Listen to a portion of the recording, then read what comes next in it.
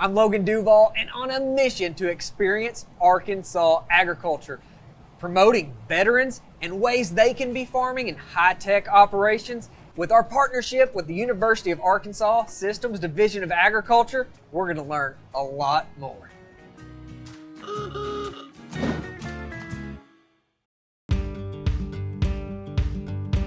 I'm Jerry Martin, located in Springdale, Arkansas, just west of the bypass. 2015, I come up with the concept of Veggies. I'm a Vietnam combat veteran, and I know how it is to come back from a combat area and readjust to life, and it's very difficult. So I was thinking if I could help some veterans find a new way to get into farming without having to purchase 100 acres and $1 million worth of equipment, then I would do so. Come on in, Logan. This is my forest of basil, if you will. Wow. In the United States today, the average farmer is 59 years old. And the reason is the cost of entry is so expensive. So what we've tried to do with these hydroponic containers is make the cost of entry much less. You don't have to buy land. This is only 320 square feet of space. Yeah. You can put them a lot of places.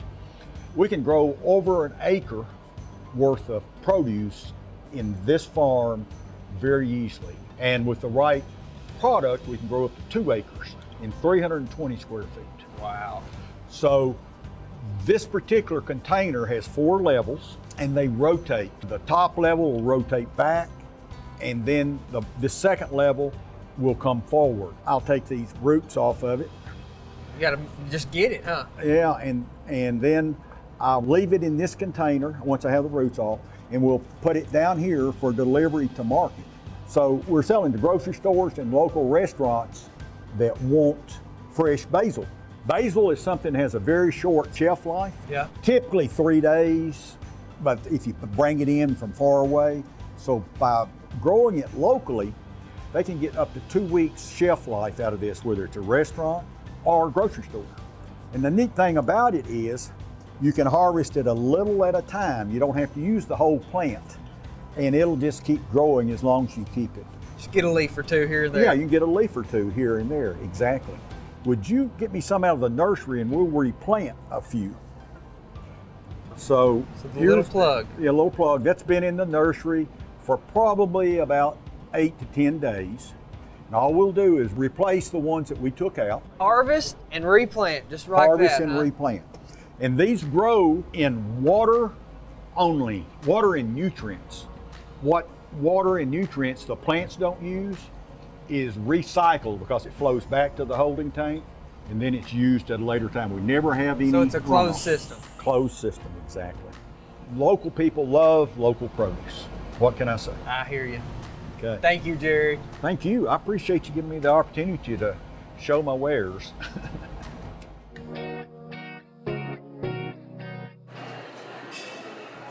I'm here at 11 Crystal Bridges, Museum of American Art, where they use veggies and many other local producers. Let's see how Chef William does some amazing things.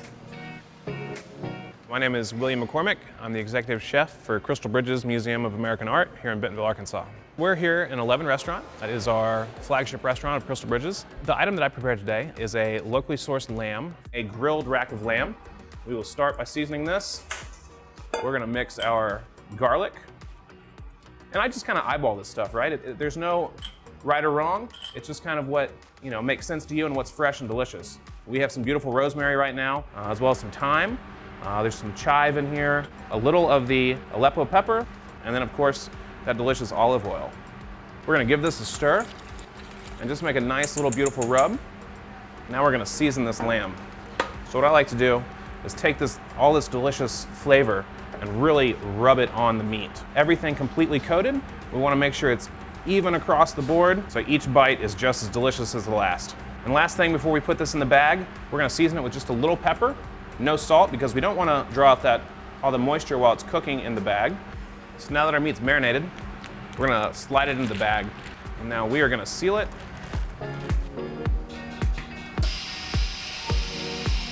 As you can see, we've sealed our rack of lamb. It's nicely covered.